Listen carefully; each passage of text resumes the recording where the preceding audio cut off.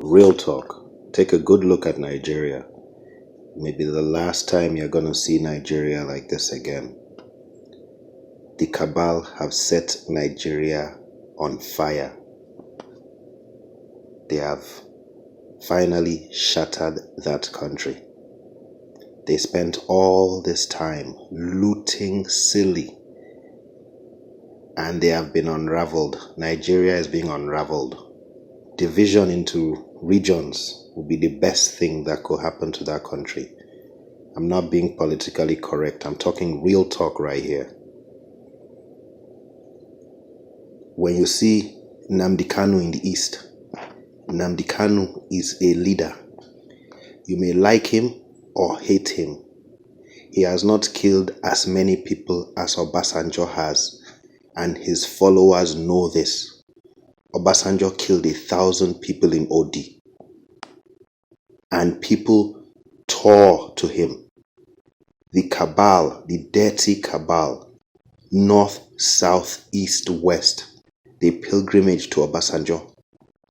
They respect Obasanjo. Obasanjo does not have any followers.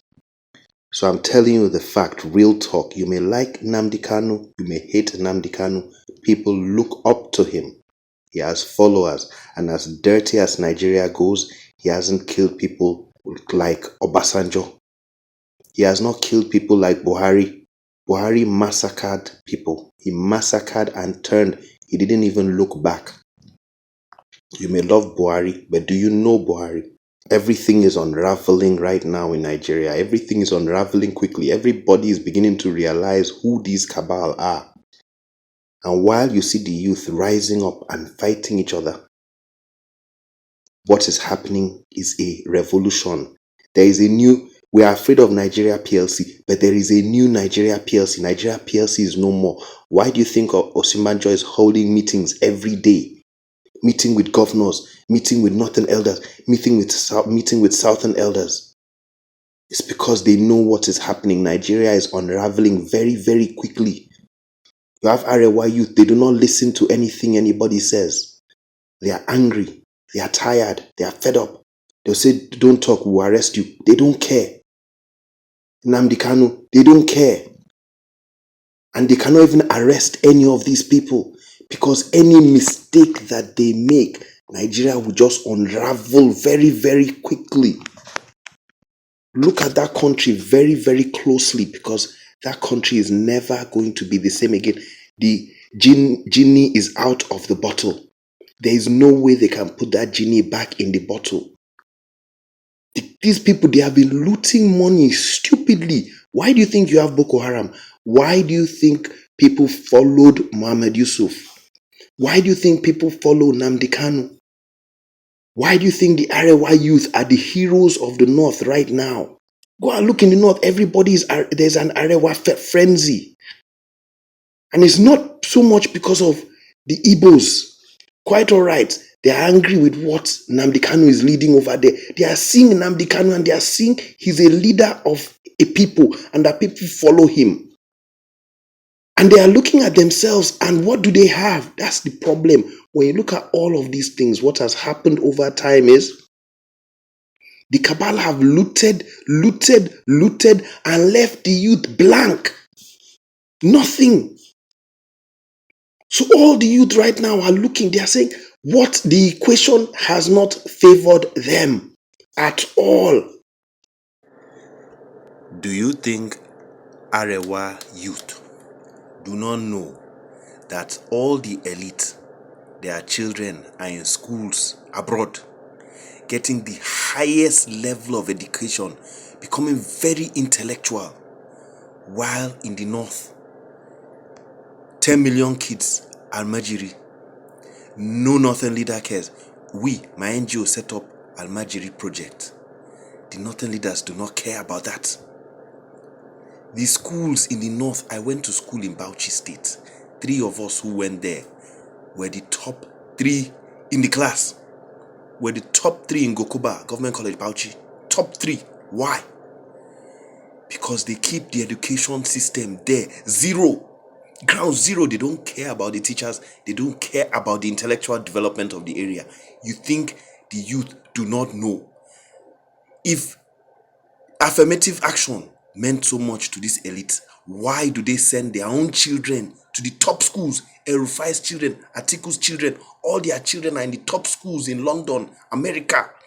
Buhari's daughters, London, all their own children. But then the education for the youth in the north is zero. And they do not care about developing it. They are all wealthy, stupid. Dangote is from that region. Buhari, wealthy enough. All wealthy. As Buhari said, those who can afford it when they asked him in Al Jazeera. You think the youth are not tired? You think the youth in the north don't want to be intellectuals? It's only in Nigeria that you see someone would loot $43 million or more. It was even more. 289 million that was released February 14, the day the election was postponed. That's when they were claiming Jonathan was releasing money for project.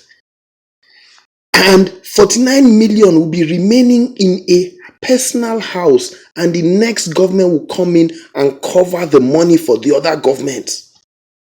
Everybody is seeing these things and everybody is tired. That's why do you think we have the worst terrorism in Nigeria? Worst terrorism in the world in Nigeria. Why? There are no other countries. Why was Boko Haram the most deadly terrorist group in the world? Because of this cabal. Very greedy, very selfish. Why do you think Nigeria has one of the 10, maybe top 10 billionaires in the world? And Nigeria is all poor. The same Dangote, Obasanjo, made him rich, give him monopoly, cancel anybody who wants to import what he wants to import, made him rich. He will sponsor PDP. How did all these parties come about? Do you has any Nigerian youth ever selected a leader? The leaders are selected in a meeting between a few cabal. People are tired. Dangote will be in the meeting. Obasanjo will be in the meeting. Babangida will be in the meeting. They will decide, okay, drop this money. After I drop the money, by the time we come in power, we give you money again. Make him billionaire while everybody else cannot do business. Nobody else can do business. The Buharis have come again, dashing down the same Dangote, the other cabal, dashing them Forex. Everybody else in Nigeria could not get Forex. They were dashing them Forex at lowest rates, making them billionaires so that the next election they will pay. Listen, things have changed the way and never, ever. There are so many kings. Why do you think I'm vying for president of that country? Before cabal have no, Nigeria PLC have no power anymore. The whole matter is open now. It's clear. People are fed up entirely. The cabal do you think Obasanjo can make anybody win? Obasanjo cannot make anybody win in that country anymore. The cabal cannot sit down and pick any leaders anymore if a country remains. They will beg Omojua. They will beg him for help. They will beg Showore for help. Sahara. They will beg us youth for help to win. And now the youth have decided everybody is a leader. Adeoju is moving in his own level. I'm moving in my own level. The youth are moving in their own level. The cabal have no more power. And they are very afraid right now because they are the ones who have interest in Nigeria. As in the way it is. They are the ones who have refinery here, business there, Etisalat, Glow, Atiku. They all have companies here and there. They are the ones who have vested interest. That's why they are panicking. But I'm telling you this, Nigeria is never going to be the way you have known it for the last 60 or so odd years. Nigeria is unraveling in front of our eyes right now. Nigeria PLC are dead. And Nigeria, may God, is in God's hands.